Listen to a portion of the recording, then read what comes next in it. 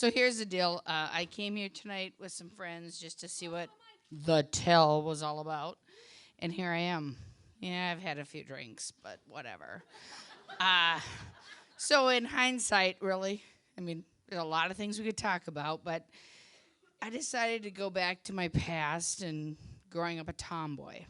Um, I loved sports. I loved dirt. I loved everything boy, but I was a girl. Um, I grew up in Minot, North Dakota, 2525 4th Street Northwest. I could give you my phone number. You don't want to hear it. Anyway, I like to run around with no top on because the other guys, they had shorts and no top. My mom would say, you got to wear a top. And then we moved to Moorhead, the metropolis of Moorhead. I was in 4th grade. I'm still scarred, really, I am.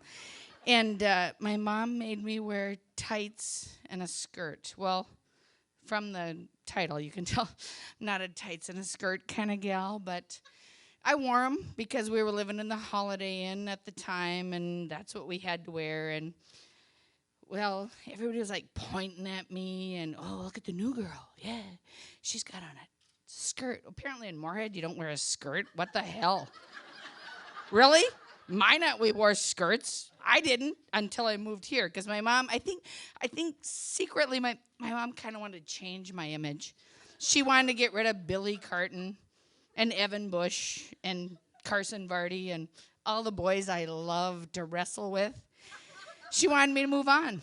So I wore the skirt and the tights, and they poked a lot of fun. I mean, 4th graders are assholes. I'm telling you, hey, look at the new girl, And then I had a teacher, sorry teachers back there. Some of them are great, some of them scar you. Her name was Mrs. Tweeton, 3-ton, Tweeton. Yeah, and she was like, who wants to play with the new girl?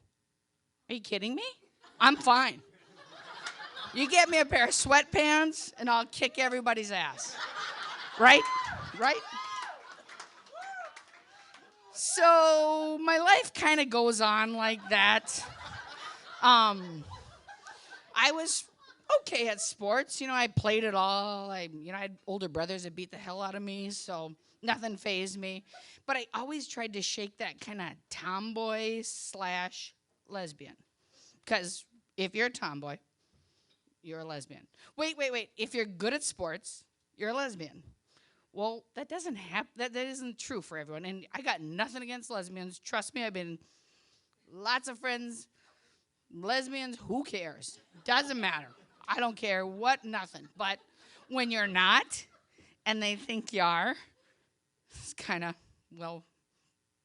lonely. I mean, oh, I bet she's playing fast pitch softball because she's a lesbian.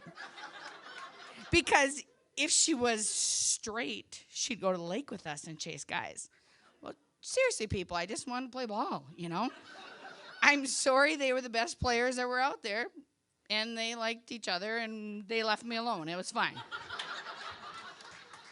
So I move on, and I go to college, which is, wow, a whole nother sea of lesbian athletes.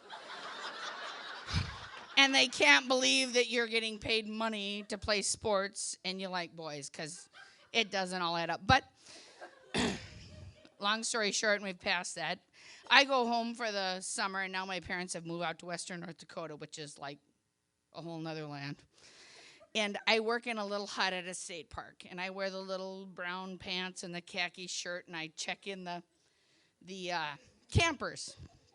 And no one even thinks I'm a lesbian because they don't know I play softball and they don't know I play volleyball. They don't even give a shit, really. I'm just kind of the funny girl out at the state park.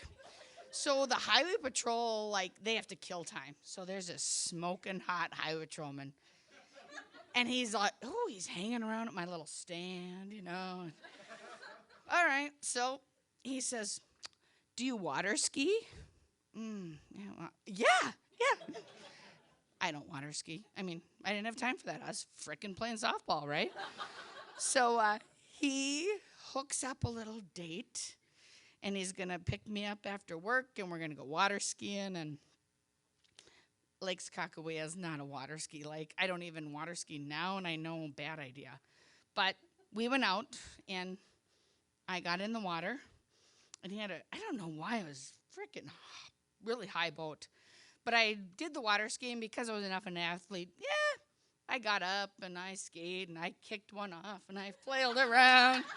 And pretty soon, bam, I hit the water, right? So they twirl around to get me, and so this hot highway patrolman who's running the boat, he comes to the back to pull me up. Well, holy crap, it was like this high. And I'm like, I can't get in the boat, right? And so I'm thinking to myself, I should have more upper body strength, but I've always had a bigger lower body, and damn it! What do you do? So I'm like pushing, and I freaking flail up there like a goddamn mermaid. And I'm like, and he's standing, and his name's Tony, and he had a mustache. He was so cute. I think he was a national wrestler, and he's got his hand out like this, and all of a sudden he turns, and he walks to the front of the fucking boat. And I'm like, dude, are you kidding me? I'm finally up here. Until, I looked down.